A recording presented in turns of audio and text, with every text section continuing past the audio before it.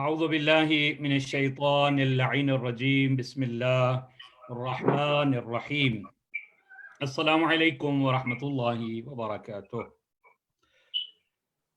شب جمعہ اور تھرسڈے کا ہمارا یہ پروگرام ہے۔ آج کا پروگرام ایصال ثواب کی یہ مجلس ہے جو مرحومہ مغفورہ سیدہ نسیم اختر شاہ ایصال ثواب کے لیے ہے۔ ان کی پسماندگان نے آج کی مجلس کا انتظام کیا ہے، اور آج ہمارے ساتھ ہمارے خصوصی مہمان برادر سبحان علی اسبانی صاحب لندن سے ہمارے ساتھ شریک ہیں اس عبادت میں، اور برادر سید عمران کاظمی صاحب ہمارے ساتھ موجود ہیں، آل عمران کاظمی صاحب۔ تو میں ریکویسٹ کروں گا برادر سید آل عمران کاظمی صاحب سے کہ وہ تلاوت کلام پاک فرمائیں، اور پھر اس کے بعد منقبت اہل بیت جو ہے نا وہ پڑھیں۔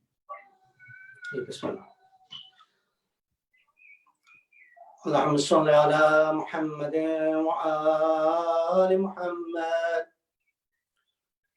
أعوذ بالله من الشيطان الرجيم.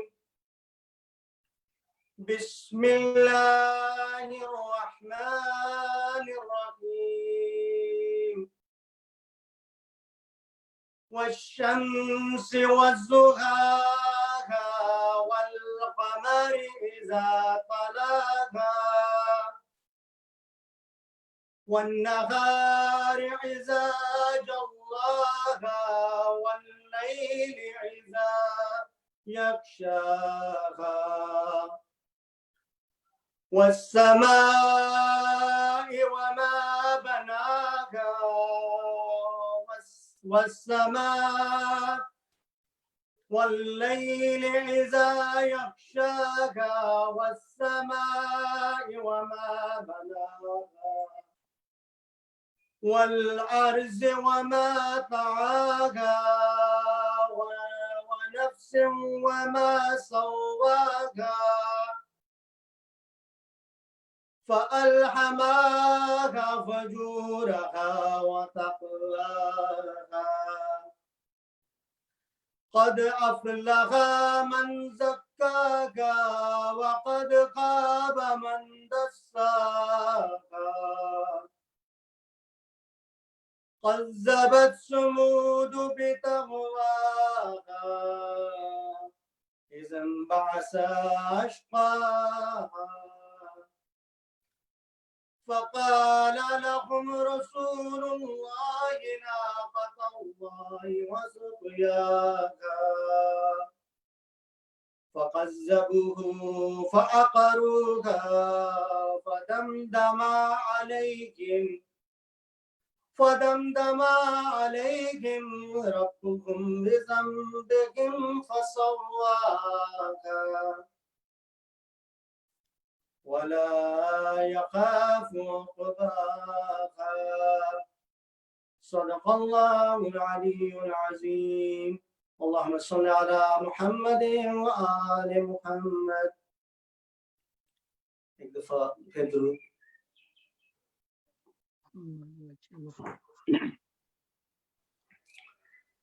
منقبت امام حسین علیہ السلام عرض ہے: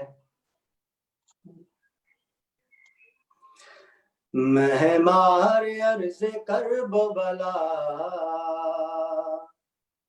میں حسین ہوں. مہمار عرض کرب و بلا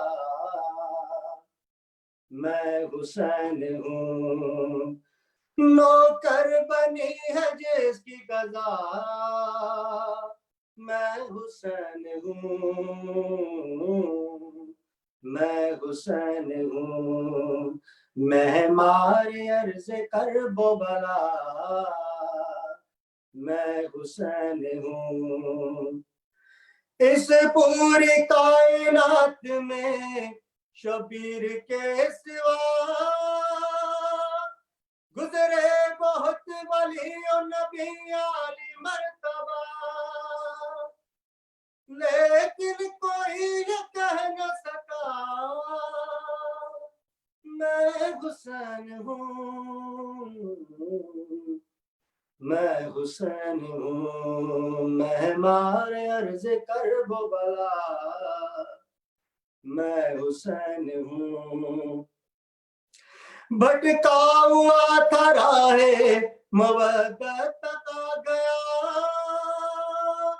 نعرے سکر کو چھوڑ کے جنت تک آ گیا جب حر پہ راز کھلنے لگا میں حسین ہوں میں حسین ہوں مہمار عرض کرب و بلا میں حسین ہوں واقف نہیں ہے وہ میرے جاہو جلال سے بیعت طلب ہے فاطمہ زہرا کے لال سے شاید یزید بھول گیا میں حسین ہوں میں حسین ہوں مہمار عرض کرب و بلا میں حسین ہوں دیدار کا تھا شوق جو خود کو گرا دیا مولا نے ہاتھ تھام کے بچے سے یہ کہا اٹھ جا حبیب اٹھ کے بتا میں حسین ہوں میں حسین ہوں مہمار عرض کرب و بلا میں حسین ہوں مرحب مزاج جو بھی ہو اس کو پچھاڑ دوں فرحان جو اٹھے اسے دوزخ میں ڈال دوں ہے میری ذوالفقار عصا میں حسین ہوں میں حسین ہوں مہمار عرض کرب و بلا میں حسین ہوں سر جس کا کاٹ کر بھی نہ ظالم جھکا سکے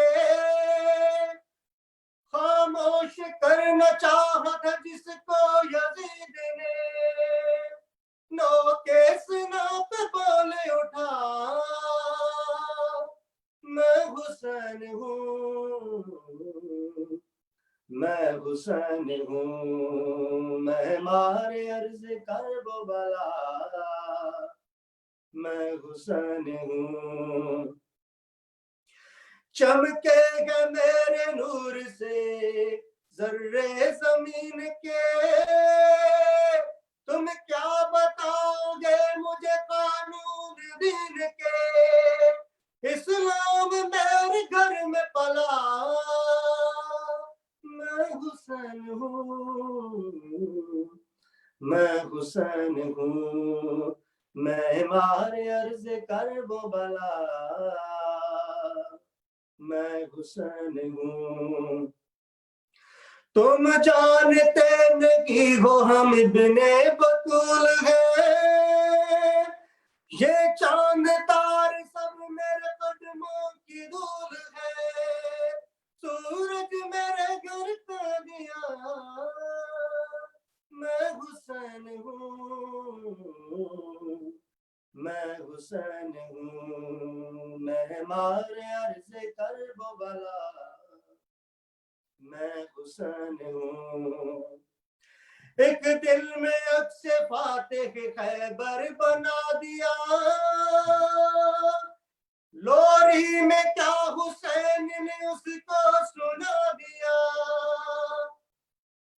اصغر بھی رنگ میں کہنے لگا میں حسین ہوں میں حسین ہوں مہمار عرض کرب و بلا میں حسین ہوں ممکن نہیں یہ کام حدے ممکنات سے کرب و بلا کی خاک پہ غازی کے ہاتھ سے میں نے لکھی کتاب وفا میں حسین ہوں میں حسین ہوں مہمار عرض کرب و بلا میں حسین ہوں.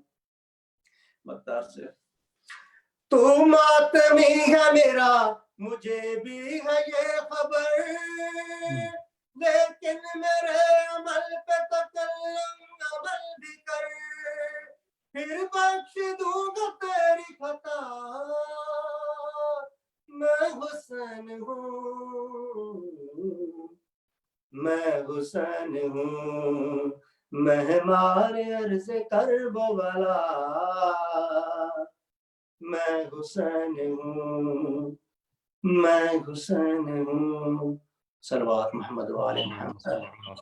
محمد و آلی محمد وعجل بہت خوب ماشاءاللہ. یہ تھے ہمارے بھائی سید آل عمران کاظمی صاحب جو انتہائی خوبصورت انداز میں سید الشہداء کے حضور نذرانہ عقیدت پیش کر رہے تھے. اللہ تعالیٰ آپ کی زبان میں اور زیادہ توفیق عطا فرمائے، سلامت رہیں. اور اب میں ریکویسٹ کروں گا ہمارے عزیز ہمارے دوست مہربان جو ہماری ریکویسٹ پہ لندن سے ہمارے ساتھ شامل ہوئے ہیں اس عبادت میں، بہت اچھے پڑھنے والے ہیں، بہت مخلص، اور ان سے ریکویسٹ یہی ہے کہ ایک خوبصورت سی نعت رسول مقبول ہمیں سنائیں اور اس کے بعد منقبت کے کچھ اشعار جو وہ نذرانہ عقیدت پیش کریں محمد و آل محمد کے حضور. جی بسم اللہ. اللہم صلی علی محمد و آل محمد وعجل وفرجہ. بہت شکریہ مولانا صاحب آپ کو مجھے دعوت دینے کا، اور انشاءاللہ میں نعت بھی سناؤں گا پہلے اور اس سے منقبت سے پہلے. کون کہتا ہے مجھے شان سکندر دے دے، میرے معبود مجھے فکر ابوذر دے دے.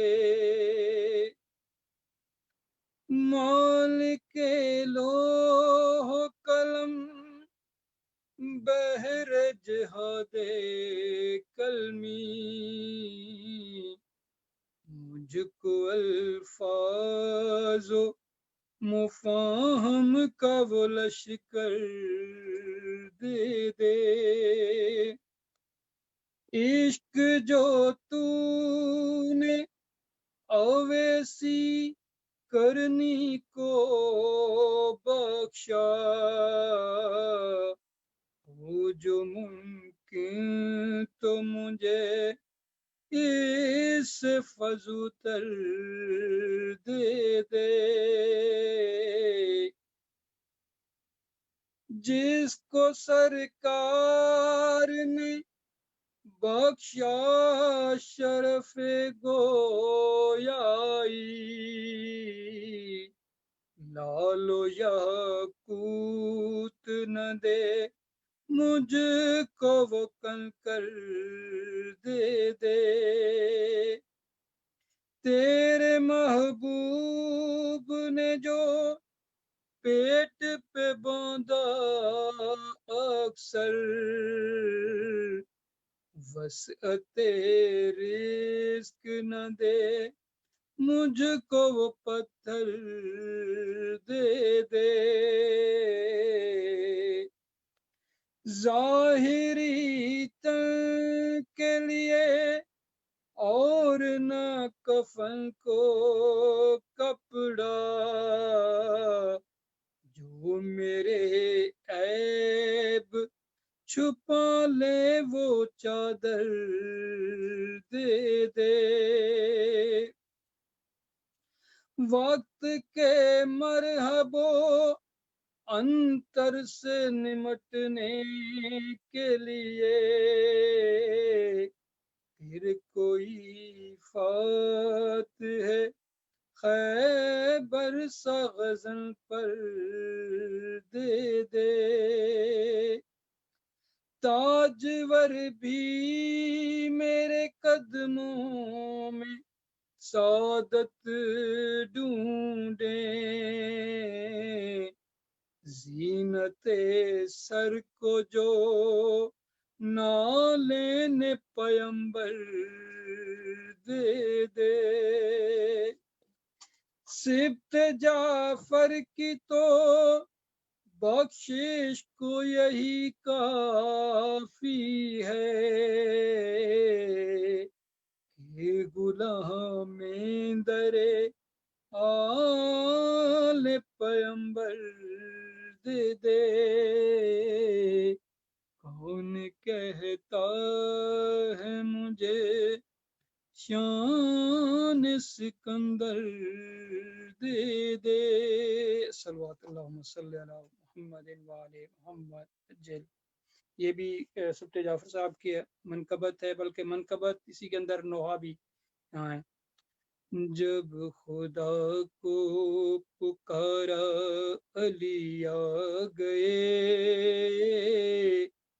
جب علی آ گئے زندگی آ گئی، زندگی بندگی روشنی آ گئی، روشنی آ گئی آ گئی آ گئی۔ موت ان کے محبوں کو آتی نہیں، آ بھی جائے تو پھر بچ کے جاتی نہیں۔ موت کا کیا خطر، موت سے کیا حذر، اس سے بچنا بھی کیا گہی آ گئی۔ غسل میت نہ کہنا میرے غسل کو، اجل ملبوس کو مت کفن نام دو۔ غسل میت نہ کہنا میرے غسل کو، اجل ملبوس کو مت کفن نام دو۔ میں چلا ہوں علی سے ملاقات کو، جس کی تھی آرزو وہ گھڑی آ گئی۔ اور میرا ایک پسندیدہ اس کے اندر شعر ہے، تیری مسند پہ غیروں کو بٹھلا دیا، نائب مصطفیٰ مظہر کبریا۔ تیری مسند پہ غیروں کو بٹھلا دیا، نائب مصطفیٰ مظہر کبریا۔ تو وسیع و ولی و علی ہی رہا، منزلت میں تیری کیا کمی آ گئی۔ مسلک عشق میں مانگنا عیب ہے، میں بھی خاموش ہوں وہ بھی خاموش ہے۔ ان کو سب ہے خبر اس لیے چپ ہوں میں، کیا ہوا آنکھ میں گر نمی آ گئی۔ صبح عاشور اکبر سشا نے کہا، اے شبیہ نبی میرے نور نظر، جو بسر ہو گئی آخری رات تھی، اب اذاں دو سحر آخری آ گئی۔ اپنے ہونٹوں پہ سوکھی زباں پھیر کر، میری جاں تم بھی امام حجت کرو، کہہ رہے تھے جب اصغر سے شاہدیں، ایک تلا تم میں فوج شکی آ گئی۔ مرد کوئی نہ باقی بچا عصر تک، صرف سجاد تھے وہ بھی بے ہوش تھے، اور تھا کون نصرت کو شبیر کی، بے کسی آ گئی بے بسی آ گئی عشق جب تک نہ ہو شعر ہوتا نہیں مجھ میں کب اہلیت تھی تیری مدح کی میرے مولا میں قرباں تیرے عشق کے سبت جعفر کو بھی شاعری آ گئی جب خدا کو پکارا علی آ گئے جب علی آ گئے زندگی آ گئی سلوات اللہم صلی علی محمد و آل محمد. بہت اعلیٰ. خدا غریق رحمت فرمائے استاد سبت جعفر شہید کو، اور ان کے اس خوبصورت کلام کو آپ نے بہت ہی خوبصورت انداز میں پڑھا ہے. اللہ تعالیٰ آپ کی توفیقات میں اضافہ فرمائے، اور محمد و آل محمد آپ کو اس کا اجر جزیل عطا فرمائے. اور ہم اسی طرح آپ کو بار بار زحمت دیتے رہیں گے انشاءاللہ، اور آپ ہمارے ساتھ آگے بھی پروگراموں میں انشاءاللہ شامل رہیں گے. ہم آپ کے لیے دعا گو ہیں. سلامت رہیں. بسم اللہ الرحمن الرحیم. الحمد للہ رب العالمین الرحمن الرحیم مالک یوم الدین. الصلاة والسلام والتحية والإكرام على نبي المعيد والرسول المسدد المصطفى العمجد حبيب إله العالمين أبي القاسم محمد.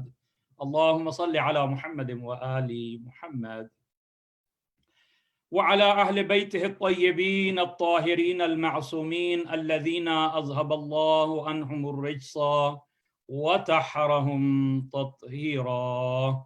اللهم صل على محمد وآل محمد. أما بعد فقد قال الله تبارك وتعالى في كتابه المجيد وهو أصدق الصادقين. بسم الله الرحمن الرحيم والعصر إن الإنسان لفي خسر. صلوات. اللهم صل على محمد وآل محمد وعجل فرجهم. آج کی مجلس یہ ایصال ثواب کی مجلس ہے. مرحومہ و مغفورہ سیدہ نسیم اختر شاہ کے ایصال ثواب کے لیے ان کے ورثاء نے، ان کی اولاد نے اس مجلس کا انتظام کیا ہے. آپ کے اپنے مرحومین جو دنیا سے جا چکے ہیں، اور بالاخص سیدہ نسیم اختر شاہ مرحومہ کے بلندی درجات کے لیے اس خاندان کے دیگر جتنے مرحومین اس دنیا سے جا چکے ہیں، سید فضل حسین شاہ مرحوم، سید مسعود حسین شاہ مرحوم، اور اسی طرح دیگر مرحومین کے ایصال ثواب کے لیے 1 مرتبہ سورہ فاتحہ، 3 مرتبہ سورہ اخلاص تلاوت فرما دیں. بسم اللہ الرحمن الرحیم. الحمد للہ رب العالمین الرحمن الرحیم ایاک نعبد و ایاک نستعین اهدنا الصراط المستقیم صراط الذین انعمت علیہم غیر المغضوب علیہم ولا الضالین. الرحمن الرحیم. قل هو الله احد الله الصمد لم يلد ولم يولد ولم يكن له كفوا احد. بسم الله الرحمن الرحيم. قل هو الله احد الله الصمد لم يلد ولم يولد ولم يكن له كفوا احد. بسم الله الرحمن الرحيم. قل هو الله احد الله الصمد لم يلد ولم يولد ولم يكن له كفوا احد. اللهم اغفر للمؤمنين والمؤمنات والمسلمين والمسلمات الأحياء منهم والأموات طابع بيننا وبينهم بالخيرات إنك مجيب الدعوات إنك على كل شيء قدير. بار الہ تجھے واسطہ ہے محمد والے محمد کی عزت و عظمت کا، تجھے واسطہ ہے شہداء کربلا کا. اس مجلس عزا کے ثواب، منقبت، نعت پڑھی گئی، مومنین جو سن رہے ہیں ان سب کا ثواب، یہ جو نظر و نیاز کا اہتمام کیا گیا بار الہ اس کا ثواب مرحومہ مغفورہ سیدہ نسیم اختر شاہ کی روح کو ایصال فرما. شب جمعہ ہے بار الہ، مرحومین انتظار میں ہوتے ہیں بار الہ کہ ان کی اولاد ان کے لیے کوئی نیک تحفہ بھیجے، اور ہم ایک بہترین تحفہ جو ہے مجلس حسین جسے کہتے ہیں وہ بھیج رہے ہیں اس مرحومہ کے ایصال ثواب کے لیے. اس مجلس کے صدقہ میں بار الہ اس کے قبر کو منور فرما، اس کے درجات بلند فرما، जनाब सैयदा की से शफाअत नसीब फरमा। मोमिनीन मोमिनात दीगर जो दुनिया से जा चुके हैं, तमाम मोमिनीन मोमिनात के गुनाह ने कबीरा और सगीरा से दरगुजर फरमा। मोमिनीन मोमिनात बार इलाहा जो मुसीबतों में गिरफ्तार हैं, परेशानियों में गिरफ्तार हैं, अपने करम के सदका में, अपने महबूब के सदका में, मासूमीन के सदका में, इस आलम इंसानियत पे जो ये परेशानी आ चुकी है, जो मुसीबत आई है बार इलाहा, इस मुसीबत से आलम इंसानियत को निजात अता फरमा। बार इलाहा सही माने में मोहम्मद वाले मोहम्मद का पैरोकार बनने की तौफीक अता फरमा। बीमारों को शिफा अता फरमा। बिलखसूस एक बच्चा मरीज है बार इलाहा, इसके अलावा दीगर मोमिनीन मोमिनात जो मरीज हैं बार इलाहा, जिन्होंने मुझे दुआओं के लिए कहा है, तमाम मोमिनीन मोमिनात को बीमार करबला के सदका में शिफा अता फरमा। इमाम ज़माना के ज़हूर में तअज्जील फरमा। दुआओं की कबूलियत के लिए एक खूबसूरत सी सलवात पढ़ दें। अल्लाहुम्मा सल्लि अला मुहम्मदिन व आलि मुहम्मद व अज्जिल फरजहुम। मजलिस तरहीम है तो मेरी आदत यही है कि जब भी मजलिस तरहीम है तो उसमें मौइज़ा, वाज़ और नसीहत ही होती है, ताकि मेरे नफ्स के लिए और आप सब के लिए बाइस हिदायत हो।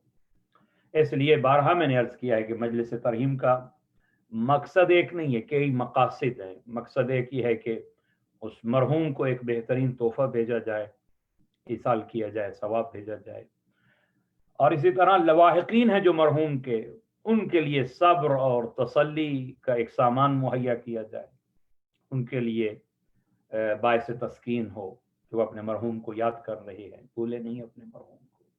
और अहम तरीन मकसद यह है कि हम जो मौजूद हैं इस दुनिया में वो अपनी मौत को याद रखें, अपनी जिंदगी को सही माने में मोहम्मद वाले मोहम्मद जैसे चाहती हैं वैसे इस्तवार करें।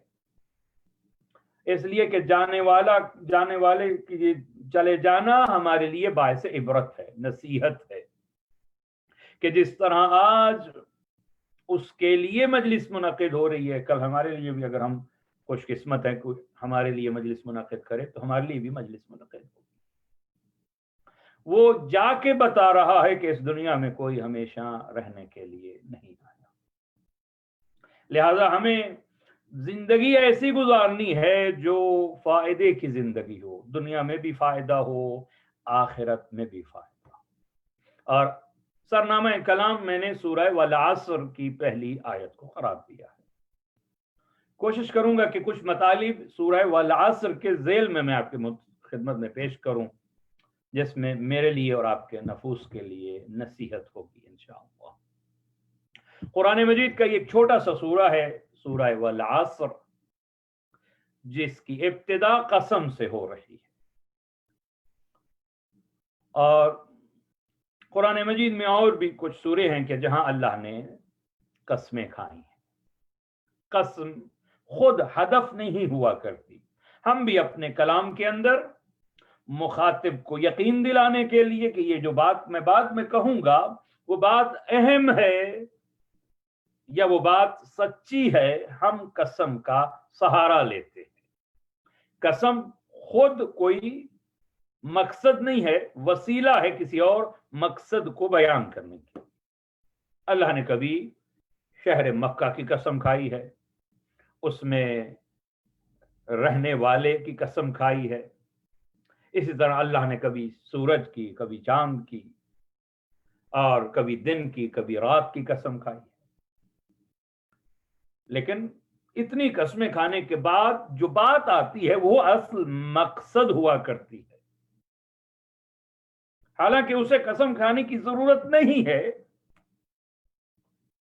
उसके कलाम में शक को शुबा नहीं किया जा सकता, मगर उसने हमें बताने के लिए कि ये बात कितनी अहम है, इसके बाद जो मैं कर रहा हूं, मुतवज्जे किया है। सूरह वद्दुहा में तो 9 कसमें अल्लाह ने खाई हैं, और उसके बाद फरमाया क़द अफ़लह मन ज़क्काहा, कामयाब वो हो गया कि जिसने इस नफ्स को पाक बना लिया। کامیاب وہ ہے جو اندر سے پاک ہو جائے. ظاہری سبوح قدوس کہہ دینا، ہاتھ میں تسبیح رکھ کے اس کو پھیرتے رہنا، لمبے سجدے کر لینا آسان ہے. اندر سے جو پاک ہو جائے وہ کامیاب ہے. قد افلح من زکاہا. 9 قسموں کے بعد اللہ. اسی طرح سورہ والعصر، قسم سے اللہ کس کی قسم کھا رہا ہے؟ زمانے کی قسم، عصر کی قسم. زمانہ گواہ ہے اس بات پہ، گواہ بنا رہا ہے اللہ زمانے کو. اور اس سے پہلے یہ بھی عرض کر دوں، مخاطب کو معلوم یا اسے بتانے کے لیے کہ یہ جو بعد میں کلام آئے گا یہ بڑا اہم ہے، قسم کا سہارا لیا جاتا ہے. یہ پہلا مطلب کہ قسم خود مقصد نہیں ہے متکلم کی، قسم وسیلہ ہے کسی اور مقصد کو بیان کرنے کے لیے. اور بھی کچھ وجوہات ہیں جن کی وجہ سے علم بلاغت نے یہ بتایا کہ کلام کی ویلیو بڑھ جاتی ہے متکلم کے اعتبار سے. متکلم جتنا عظیم ہوگا کلام اتنا عظیم ہوتا چلا جائے گا. ایک مجھ جیسا طالب علم بات کرے اس کی اور ویلیو ہے، اور ایک آیت اللہ یا آیت اللہ العظمی کوئی بات کرے اس کی اور ویلیو ہے. متکلم بدلنے سے کلام کی اہمیت بدل جاتی ہے. اور اگر کوئی بات زمانے کا امام کہہ دے اس کی اہمیت اور زیادہ ہے. اور اگر نبی اکرم کو ارشاد فرما دے، نسبت کلام کی نبی کے ساتھ ہو جائے، وہ کلام اور عظمت پا جائے گا. اور اگر خالق کوئی بات کہہ دے اس کلام خالق کی عظمت اور بہت زیادہ ہے. تو متکلم کے اعتبار سے بھی کلام میں عظمت پیدا ہو جاتی ہے. اسی طرح سامعین کے اعتبار سے بھی کلم الناس بقدر عقولہم. اگر عام آدمیوں میں بات کی جا رہی ہے تو اس بات کی اور اہمیت ہے، اور ایک بات علماء کے مجمع میں کی جا رہی ہو اس کی اور اہمیت ہے، اور ایک بات معصوموں میں کوئی کہہ رہا ہو اس کی اہمیت اور ہے. ملائکہ میں کوئی بات کہی جا رہی ہو تو مخاطب کے اعتبار سے بھی کلام میں عظمت پیدا ہو جاتی ہے. محل کے اعتبار سے بھی کہ کس جگہ بات کی جا رہی ہے، گلی کوچے میں بات کی جائے اس بات کی اور ویلیو ہے، اور وہی بات مسجد میں آ کے کہہ دی جائے اس بات کی اہمیت اور ہے. وہی بات خانہ خدا میں کوئی جا کے کہہ دے اور ہے.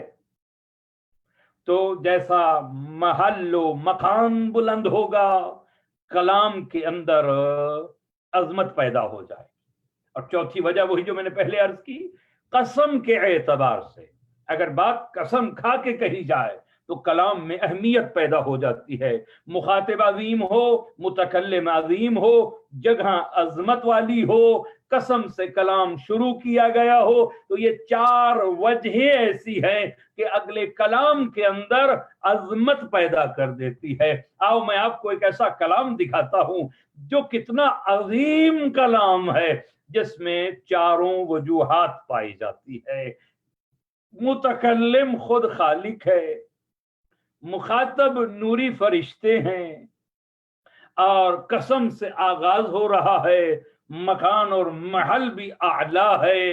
آواز قدرت آئی، حدیث کتاب میں آپ نے پڑھا ہوگا، یا ملائکتی و یا سکان سماواتی عزتی و جلالی انی ما خلقت سماء مبنیہ ولا عرضا مدحیہ.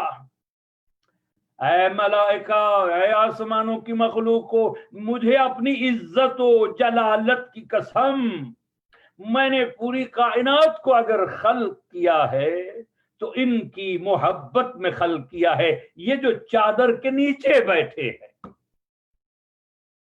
خلاصہ کلام یہ ہوا کہ قسم کلام میں اہمیت پیدا کرنے کے لیے، وہ کلام جو آ رہا ہے وہ بڑا اہم کلام ہے، اہم بات ہے. اللہ نے یہاں پہ عصر کی قسم کھائی ہے۔ اب مفسرین میں اختلاف ہے کہ یہ زمانہ کون سا زمانہ ہے عصر کا۔ ایک تو عصر جو روز ہر دن کے اندر ایک وقت ہے جب سورج ڈھلنے کے قریب ہوتا ہے تو وہ وقت عصر کا وقت کہلاتا ہے، اس لیے کہ وہ نچوڑ ہے وقت کا۔ مزدور کرنے کے بعد اب گھر جا رہا ہے، مزدوری کے بعد طالب علم اپنی پڑھائی ختم کرنے کے بعد واپس جا رہا ہے، نچوڑ ہے اس کے دن کا عصر کا وقت، غور اور فکر کر رہا ہوتا ہے کہ میرا دن زوال کی طرف، جب میرا دن جو ہے یہ میرے دن کا سورج ڈوب رہا ہے، اہم ترین وقت ہے، نتیجے کا وقت ہے، اس لیے اس کو عصر کا وقت کہتے ہیں۔ مفسر نے لکھا اس سے مراد عصر کا وقت ہے۔ اللہ بھی اس زمانے کی قسم کھا رہا ہے اور تمہیں بتا رہا ہے کہ یہ زمانہ میں گواہ بنا کے کہہ رہا ہوں کہ اگلی جو بات ہے انسان گھاٹے میں ہے۔ بعض نے کہا کہ نہیں، ہر زمانہ نہیں، کوئی خاص زمانہ ہے جس کی اللہ قسم کھا رہا ہے۔ بعض نے کہا کہ یہ سرور کائنات کا زمانہ ہے، بعض نے کہا یہ مکہ کا دور ہے جس کی قسم کھائی جا رہی ہے، بعض نے کہا نہیں، یہ صاحب العصر والزمان کا زمانہ ہے، آخری زمانہ ہے جس کی قسم کھائی جا رہی ہے۔ بعض نے کہا نہیں، مطلقاً زمانے کو اللہ گواہ بنا رہا ہے، چاہے پتھر کا زمانہ ہے یا آج کمپیوٹر اور سائنس کا زمانہ ہے، پورے زمانوں کو اللہ گواہ بنا کے یہ بات کر رہا ہے۔ والعصر، زمانہ اس بات پہ گواہ ہے، زمانے کی قسم، ان الانسان لفی خسر، ان تحقیق کے لیے کہ یہ بات ایسی ہے کہ شک و شبہ نہیں، اس میں پکی بات ہے، تحقیق والی بات ہے۔ کون سی بات؟ انسان گھاٹے میں ہے، جو بھی انسان ہے وہ گھاٹے میں ہے۔ اللہ یہ قسم کھا کے کہہ رہا، اس میں یہ نہیں تخصیص ہو سکتی کہ کون سا، نہیں، جو بھی انسان ہے وہ گھاٹے میں جا سکتا ہے، چاہے وہ برے صغیر کا انسان ہے یا یورپ کا انسان ہے، تفریق نہیں، جو بھی انسان ہے، چاہے وہ گورا ہے یا کالا، کوئی فرق نہیں ہے، اس کی زبان کون سی ہے اس میں کوئی فرق نہیں ہے، اگر انسان ہے تو گھاٹے میں ہے۔ اسی طرح کون سا پیشہ ہے اس کے پاس، ڈاکٹر ہے، انجینئر ہے، عالم ہے، طالب علم ہے، پروفیسر ہے، ذاکر ہے، گھاٹے میں ہے۔ ان الانسان لفی خسر۔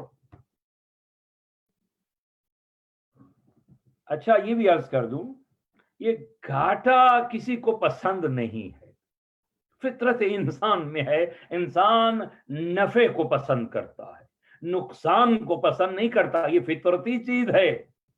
کوئی ایک بھی نہیں ملے گا آپ کو جو کہے کہ مجھے گھاٹا پسند ہے، میں نے کاروبار اس لیے شروع کیا تاکہ نقصان اٹھاؤں، میں اسکول اس لیے جا رہا ہوں تاکہ فیل ہو جاؤں۔ ہر انسان فطرتی طور پہ محبت کرتا ہے نفع سے، کمال سے، نقص سے، نقصان سے انسان دور بھاگتا ہے۔ اور نقصان کی جب بات کی جائے، وہاں نقصان کی بات وہاں کی جا سکتی ہے جہاں طرف مقابل میں فائدہ یا نفع کا بھی اندازہ ہو۔ نفع اور نقصان دو طرف ہے، ایک طرف نفع ہے، ایک طرف نقصان ہے۔ جب کہا جائے کہ نقصان یعنی ایک طرف میں نقصان ہے اور طرف مقابل میں فائدہ بھی ہو سکتا ہے، اے انسان تو گھاٹے میں ہے، الا الذین آمنوا وعملوا الصالحات، مگر الا استثناء ہے، اگر گھاٹے سے نکلنا چاہتے ہو تو پھر یہ چار کام ہیں جو تجھے کرنے ہیں۔ فقط انسان ہونا کامیابی نہیں ہے، انسان با ایمان ہونا، مومن ہونا کامیابی ہے۔ فقط انسان خلق ہو جانا کامیابی نہیں ہے، فقط نام کا مومن بن جانا کافی نہیں ہے، अमलुस सालिहात। ईमान का तकाजे हैं, ईमान के तकाजों पे ईमान दावा है, दलील अमल सालिह है। और एक दूसरे को, ये ईमान व अमल तो जाती बात थी, मगर नहीं, तुझे दूसरों को भी पहले खुद ठीक होना है, दूसरों को भी सब्र हक की तलकीनो नसीहत करनी है।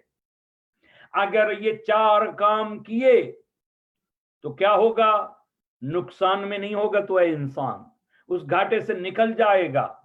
जिस तरह यहाँ की कंपनियां पैकेज देती हैं ना, कि ये एक बंडल है, इसमें इतने मिनट्स हैं, इतना इसमें आपको इंटरनेट यूज कर सकते हैं।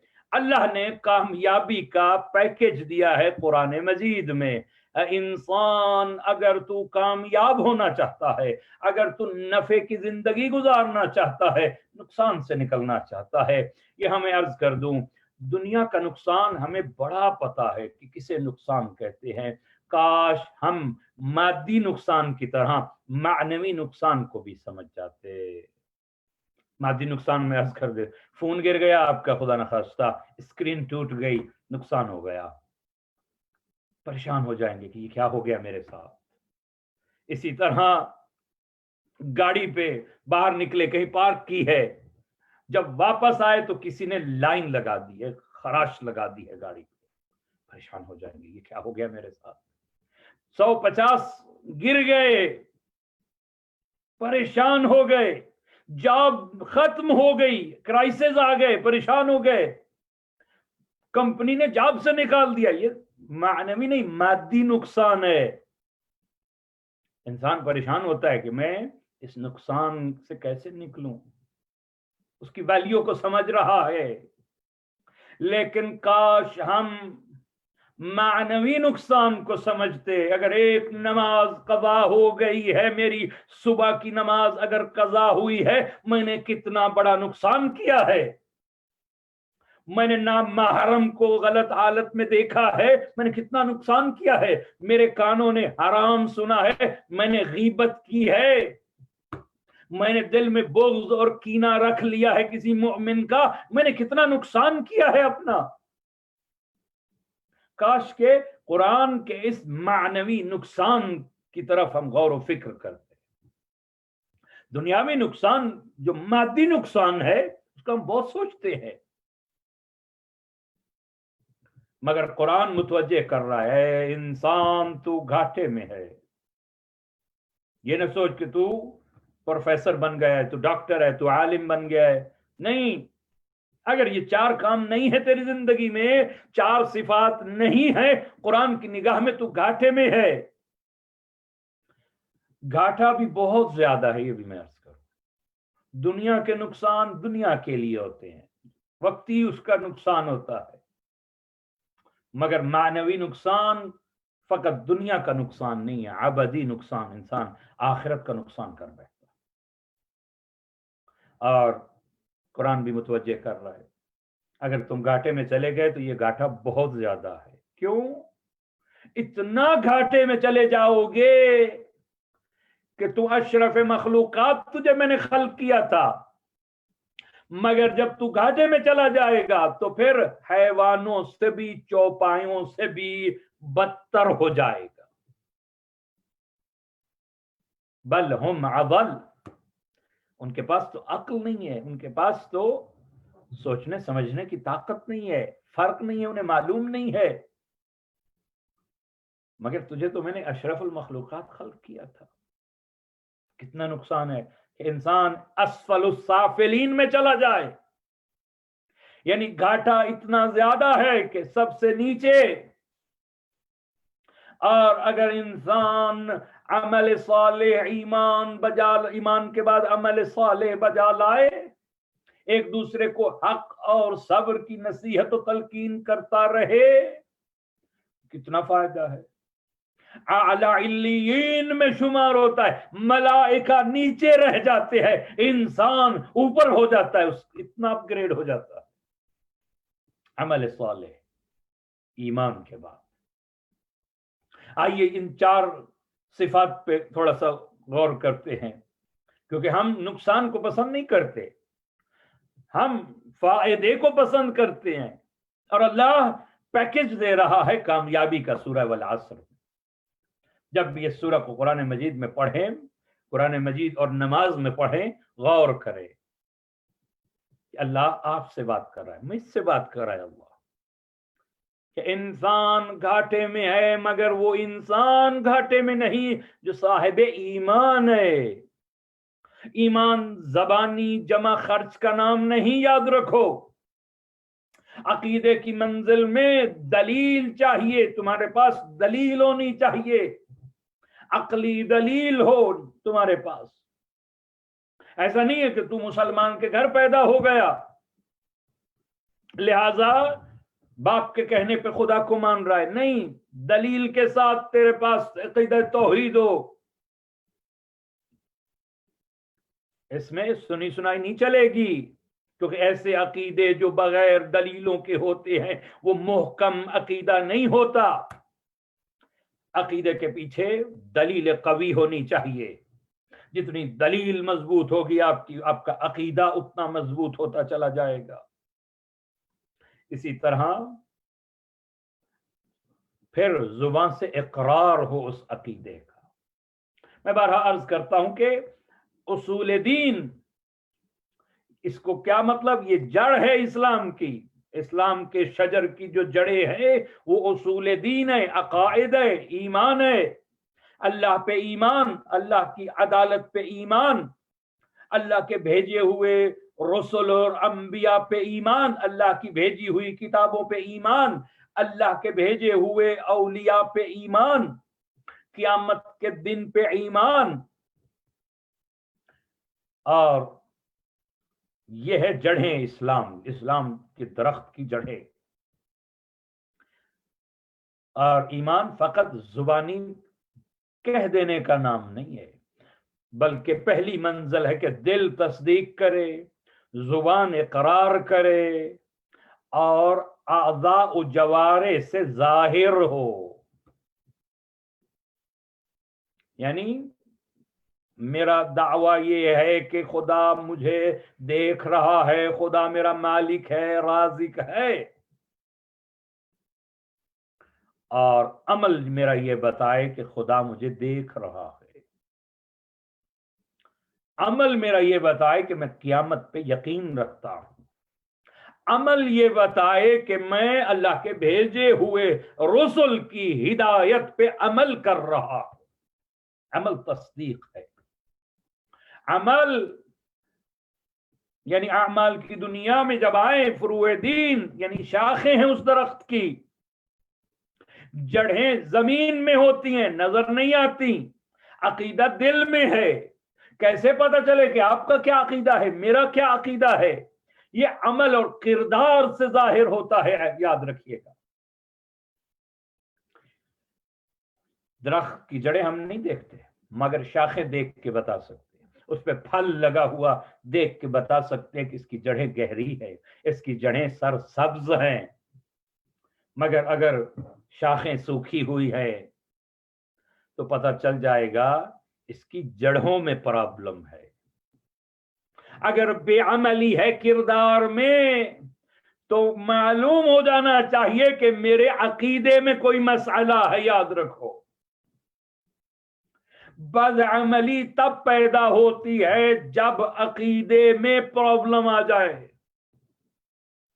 اگر عقیدہ مضبوط ہے، ایمان ایقان کے ساتھ ہے، جو خدا اور رسول پہ ایمان رکھتا ہو، جو قیامت کے دن پہ ایمان رکھتا ہو، اس کے کردار میں اور ایک عام انسان کے کردار میں فرق ہونا چاہیے۔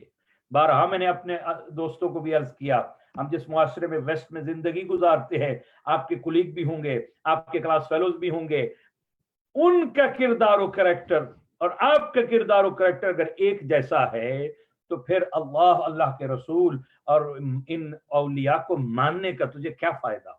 کیا فائدہ دیا تجھے؟ تمہارا کردار، کریکٹر تمہارے ایمان کو بتا رہا ہوتا ہے۔ جہاں عقیدہ توحید ہے وہاں کردار میں نماز نظر آتی ہے، وہاں روزہ و حج و زکات و خمس نظر آئے گا، کیونکہ یہ اللہ کو ماننے والا ہے۔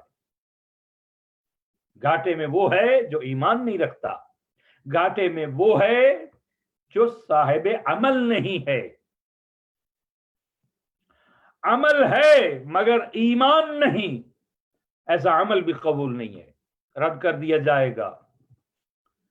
حدیث موجود ہے، یا علی قیامت کے دن اگر کوئی شخص دنیا میں اس کو زندگی نوح نبی جیسی ملی ہو، 1000 سال زندگی گزار کے آیا ہو، سارے دن عبادت اور روزوں میں گزارتا ہو، رات عبادت میں گزارتا ہو، کوہ احد جتنا سونا اور چاندی اللہ کے راستے میں تقسیم کر چکا ہو، اور کوہ صفا اور مروہ کے درمیان سعی کرتے ہوئے بے گناہ مارا جائے، جنت تو دور کی بات ہے، جنت کی خوشبو بھی نہیں سونگھ سکتا۔ اے علی، اگر اس کے دل میں تیری محبت نہیں ہے یا تجھ سے اگر دشمنی کرتا۔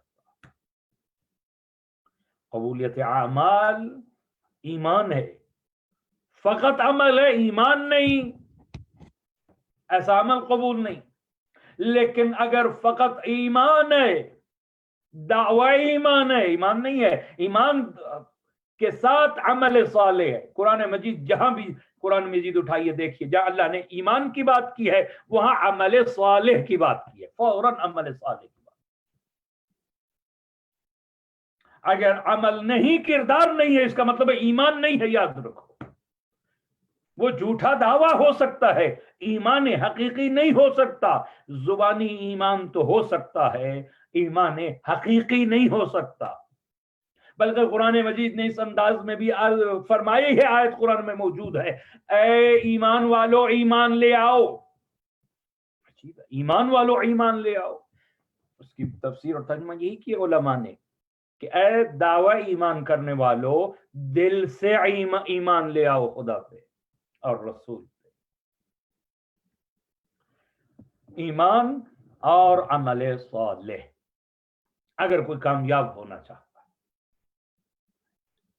میں کہا کرتا ہوں کہ دنیا میں اگر ایک جاب کی آفر آتی ہے، اس میں کیا کہا جاتا ہے کہ یہ ڈگری رکھتا ہوگا تو تب اس کو جاب ملے گی۔ یہ پہلی شرط تعلیمی کوائف۔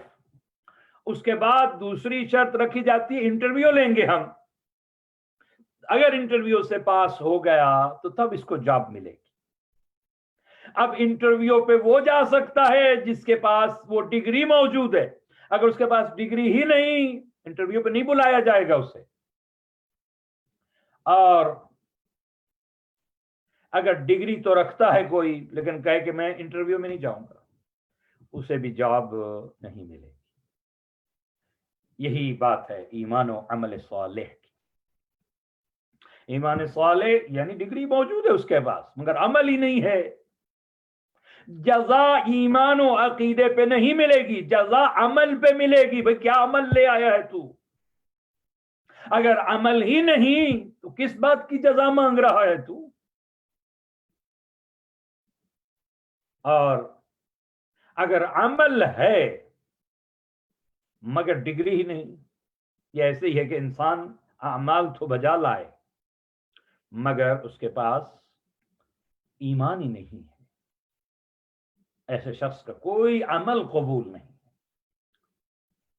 ایمان اور عمل صالح اگر کوئی چاہتا ہے کہ وہ کامیاب ہو جائے قرآن کی نگاہ میں، ایک ہے ہم انسان خود بذات میں خود سمجھے کہ میں بڑا کامیاب ہوں، نہیں، خدا کی نگاہ میں، رسول کی نگاہ میں، امام کی نگاہ میں اگر کوئی کامیاب ہونا چاہتا ہے تو پھر ایمان اور عمل صالح، پھر حق پہ خود بھی ہو،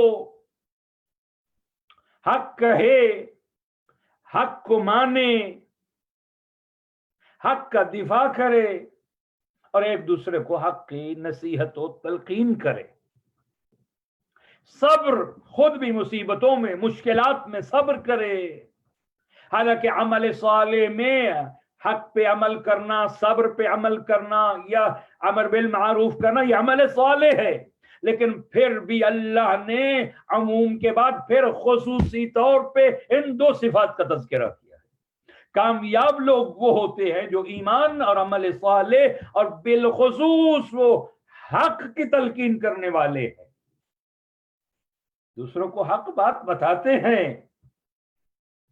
اور وہی اسے ہی بتانے کی حق حاصل ہے جو خود عمل کرے۔ صبر، پھر انشاءاللہ موقع ملا تو میں صبر اور حق کے متعلق عرض کروں گا۔ حق حقیقت سے ہے، جھٹلایا نہ جا سکے۔ کیا کیا چیزیں ہیں قرآن نے جنہیں حق کہا ہے۔ صبر، بزدلی کا نام صبر نہیں ہے، یاد رکھو۔ شجاع انسان صبر کرتا ہے، یہ نہیں ہے کہ جہاں انسان کچھ نہ کر سکے کہا یہ صبر کر لو، نہیں، با اختیار انسان صبر کرتا ہے، اور جو صبر کرتا ہے اللہ اس کے ساتھ ہو جاتا ہے۔ ان اللہ مع الصابرین، خدا کی رضا میں راضی ہو جاتا ہے، خدا کے فیصلوں کو قبول کر لیتا ہے، یہ ہے صبر۔ یا وہ ایکٹ ایسے کرتا ہے جیسے شریعت چاہے ہر موقع پہ وہی کرے جو خالق کی منشا ہو اس مشکل وقت کے اندر، اس کو صبر کہتے ہیں۔ ثابت قدم رہنا،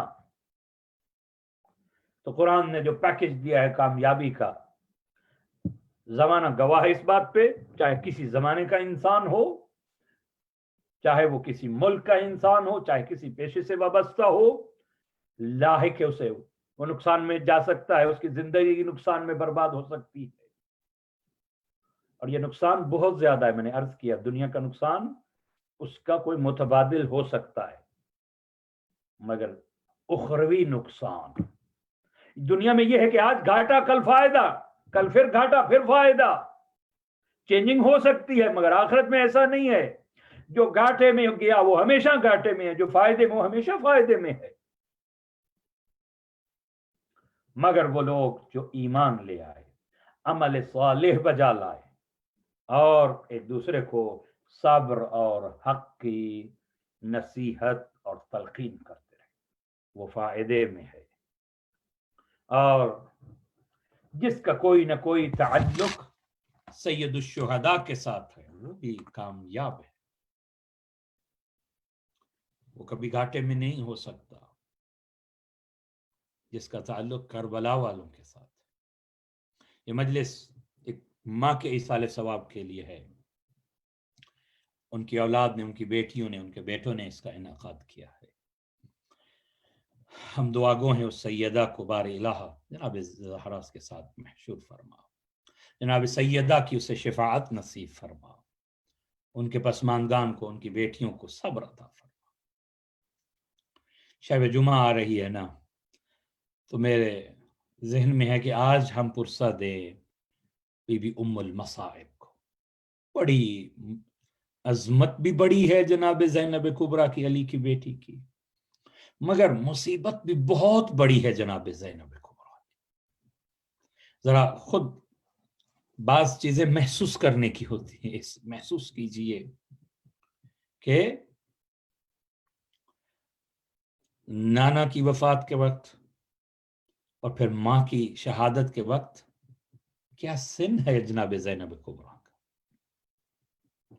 5-6 برس کی ایک بچی ماں کا غم دیکھ رہی ہے، اور غم بھی کوئی ایسا غم نہیں ہے، غم بھی وہ ہے کہ اپنی آنکھوں سے سارے ماں کے مصائب دیکھے زینب کبریٰ نے، دربار میں ساتھ گئی ہے زینب کبریٰ، جنت البقیع میں ہر روز ماں کے ساتھ جا رہی ہے زینب کبریٰ، احد کے میدان میں جب جناب زہرا جاتی ہے اپنے بچوں کو ساتھ لے کے جا رہی ہے، بیت الحزن میں 75 یا 95 دن اپنے بابا کی وفات کے بعد جناب زہرا کے بین سنے ہیں ان بچوں نے۔ مجھے نہیں معلوم جب ماں گریہ کرے، خدا نہ کرے کہ کسی کی ماں روئے بچوں کے سامنے، چھوٹے چھوٹے بچے دیکھ رہے، کیا وہ بچے فقط دیکھتے رہیں گے ماں کو، خود نہیں روئیں گے؟ یہ ام المصائب ہے بی بی، ماں کے مصائب، ماں کے دکھ، ماں کا زخمی پہلو، ماں کا رات کا جنازہ اٹھنا، وہ علی کا کہنا ہے حسن اپنی بہن کو گھر پہنچا دو، میں برداشت نہیں کرتا علی کہ کل دن کے وقت تیری بہن کے نشان قدم پہ کسی کی نگاہ پڑے. پھر 21 اور ماہ رمضان کو بابا کا وہ غم دیکھا ہے زینب کبریٰ نے. وہ جو شہزادی بن کے کوفہ گئی ہے نا، جب لوٹی ہے کوفہ سے تو اب یتیم ہو کے واپس لوٹی ہے. پھر مدینہ میں ایک اور غم دیکھا ہے زینب کبریٰ نے. حسن بھائی کے جگر کے ٹکڑے خود اپنی آنکھوں سے دیکھے ہیں. پھر وہ جنازہ تیار کر کے خود بھیجا ہے زینب کبریٰ نے. اور پھر وہ جنازہ واپس آیا ہے حسن مسموم کا. اللہ جانے کس طرح زینب نے وہ لمحات مصائب کے گزارے. اور پھر مدینے سے جب قافلہ نکلا ہے حسین کا تو یہ دکھیاری بہن بھی ساتھ چلی ہے، شریکت الحسین ہے. جب علماء پڑھتے ہیں کہ جب ولید کے دربار سے واپس لوٹے ہیں مولا اور کہا کہ اے بہن میں نے نہ کہہ دی ہے. اے بہن، 2 معرکے ہیں، 2 میدان ہیں، ایک کربلا کا، ایک کوفہ و شام کا. ایک ہے دین بچانا، اسلام، اور ایک ہے حسینیت کو بچانا. زینب نے کوفہ و شام کا میدان کا انتخاب کیا. کہا اے بھیا، کربلا میں بھی میں تیری اس شہادت میں، تیری اس قربانی میں برابر کی شریک ہوں. تو اکبر و اصغر قربان کرے گا، میں اون محمد دوں. اور پھر کوفہ و شام میں بھی میں ہر جگہ تجھے زندہ کر کے آؤں گی، حسینیت کے میں علم بردار بن کے جاؤں گی اے حسین. اسی لیے اتنا احترام سید الشہداء اپنی اس بہن کا کیا کرتے تھے. معصومین کی نگاہ میں کیا عظمت ہے اس بی بی کی، ام المصائب کی. اور آج ہی ایک دوست نے ہمیں ویڈیو بھیجی ہے شام سے. آج 2 مہینوں کے بعد روضہ اقدس جناب زینب کبریٰ پھر کھل گیا ہے زیارت کے لیے. اللہ تعالی ہم سب کو ایک مرتبہ پھر ام المصائب بی بی کے اس مزار اقدس پہ لے جائے، زری اقدس پہ. اس لیے کہ شب جمعہ ہے نا آج انبیاء کی ارواح، ملائکہ کربلا آ کے شکریہ ادا کرتے ہیں. اے حسین، ہم تیرا شکریہ ادا کرنے آئے ہیں، تو نے ہماری محنتوں کو بچا لیا ہے. اور علماء سے میں نے سنا کہ جب انبیاء کی ارواح چلی جاتی ہیں تو حسین شہداء کربلا کے ساتھ بہن کا شکریہ ادا کرنے شام جاتے ہیں. اے بہن زینب، میں حسین تیرا شکریہ ادا کرنے آیا ہوں. بس عزادارو، میں چاہتا ہوں ان 2 شہزادوں کا تذکرہ کروں جو اون محمد ہیں. عجیب قربانی دی ہے اس سیدہ نے، 2 بیٹے قربان کیے ہیں، اور قربانی دینے کے بعد پھر روئی نہیں ہے ان بیٹوں پہ. علماء یہی پڑھتے ہیں، ہم نے سنا علماء سے کہ کہا میں غم مناؤں گی تو اکبر کا غم مناؤں گی، میں اے حسین تیرا غم مناؤں گی. اسی طرح جب شام سے رہائی ملی، سر واپس آئے، ایک ایک سر آیا ہے، بی بی نے اپنے آگے بڑھ کے اس سر کو لیا ہے، مگر 2 ننھے سر ایسے آئے کہ جن کے لینے والی کوئی نہ تھی. کسی نے کہا کہ شاید ان کی ماں زندہ نہیں رہ گئی، کوئی نہیں ان بچوں کا وارث. ایک کونے سے آواز آئی، ماں تو زندہ ہے مگر حسین کا غم منائے گی، علی اکبر کا غم منائے گی. بس عزادارو، آخری روایت اور اسی پہ ختم کریں. جب واپس لوٹ کے آئی ہے نا مدینہ میں، عجیب لٹ کے آئی ہے، عجیب رنگ میں آئی ہے کہ سگا بھائی پہچان نہیں سکا بہن زینب کو. بس عزادارو، کچھ وقت گزرا، عبداللہ آ کے کہتا ہے سجاد اپنی پھوپھی کو کہے اب تو اپنے گھر تشریف لے آئے. سید سجاد نے اپنی پھوپھی کو گھر پہنچایا ہے. اور جب عبداللہ آیا ہے گھر، دیکھا کہ ایک مستور ہے جو مٹی پہ بیٹھی ہے.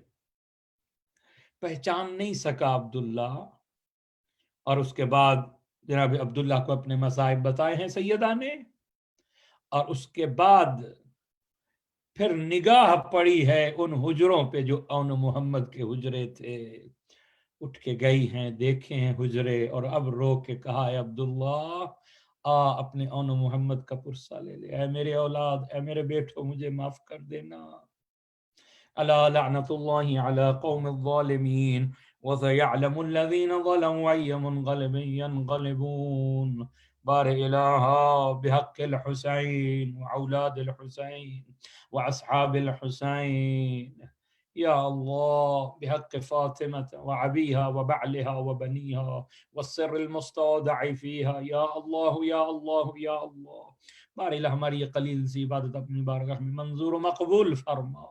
بار الہ اس مجلس کا ثواب انبیاء اولیاء کرام معصومین کی خدمت میں پیش کرتے ہیں، وہاں سے جو ثواب حاصل ہو بار الہ مرحومہ مغفورہ سید نسیم اختر شاہ کی روح کو ایصال فرما، اس کی قبر کو منور فرما، اس کی قبر کو روضۃ من ریاض الجنہ قرار دے، ان کی اولاد کو صبر عطا فرما، بار الہ ان کی بیٹیوں کو صبر عطا فرما، بار الہ ان کی اولاد کو ان کے لیے نیک اعمال بجا لانے کی توفیق عطا فرما، ہم سب کے مرحومین کی مغفرت فرما۔ بار الہ شب جمعہ ہے، شب دعا ہے، مومنین مومنات جو بھی پریشان آ رہے ان کی پریشانیاں دور فرما۔ بار الہ بیماروں کو شفا عطا فرما، بالخصوص جن مؤمنین و مؤمنات بیماروں نے مجھے دعاؤں کے لیے کہا ہے، بار الہ ان کو شفا عطا فرما۔ بالخصوص بار الہ ایک بچہ مریض ہے، اس بچے کو جس کا نام ہی علی اکبر ہے، بار الہ امام حسین کے فرزند علی اکبر کے صدقہ میں سے شفا عطا فرما۔ اسی طرح ایک مؤمنہ مریضہ ہے، بار ایک اور بچہ مریض ہے، اسے شفا عطا فرما۔ بار الہ صحیح معنی میں امام زمانہ کا شیعہ بننے کی توفیق عطا فرما۔ بار الہ ان گناہگار آنکھوں کو زیارت کربلا، نجف، کاظمین، سامرہ، مشہد، جنت البقیع، بیت اللہ نصیب فرما۔ ہماری دعاؤں کو شرف قبولیت عطا فرما، امام زمانہ کے ظہور میں تعجیل فرما۔ جملہ مؤمنین و مومنات جو دنیا سے جا چکے ہیں ان کے ایصال ثواب کے لیے، بالخصوص سیدہ نسیم اختر شاہ مرحومہ کے ایصال ثواب کے لیے 1 مرتبہ سورہ فاتحہ، 3 مرتبہ سورہ اخلاص تلاوت فرما دیں۔ اللہم صلی علی محمد وعلی آل محمد۔ بسم اللہ الرحمن الرحیم، الحمد للہ رب العالمین الرحمن الرحیم مالک یوم الدین، ایاک نعبد و ایاک نستعین، اہدنا الصراط المستقیم صراط الذین انعمت علیہم غیر المغضوب علیہم ولا الضالین۔ قل هو الله احد الله الصمد لم يلد ولم يولد ولم يكن له كفوا احد۔ بسم الله الرحمن الرحيم، قل هو الله احد الله الصمد ولم يولد ولم يكن له كفوا احد۔ بسم الله الرحمن الرحيم، قل هو الله احد الله الصمد ولم يولد ولم يكن له كفوا احد۔ اللهم اغفر للمؤمنين والمؤمنات والمسلمين والمسلمات الأحياء منهم والأموات، طابع بيننا وبينهم بالخيرات إنك مجيب الدعوات إنك على كل شيء قدير۔ اللهم صل على محمد وآل محمد وعجل فرجهم۔ انشاءاللہ شب جمعہ 10:30 بجے دعائے کمیل نشر کریں گے ہم اپنے صفحے پہ، اور کل جمعے کو ٹھیک 8 بجے شام کو مجلس عزا ہوگی۔ یہ مجلس عزا جو ہے ایک جو جیسے کہ میں آپ کو بتایا ایک بچہ مریض ہے سید علی اکبر، اس کی شفا یابی کے لیے ہے، اور آپ ہمارے ساتھ رہیے گا۔ کل 8 بجے مجلس عزا ہوگی، اس میں بھی آپ شامل رہیے گا۔ وعلیکم السلام ورحمۃ اللہ وبرکاتہ۔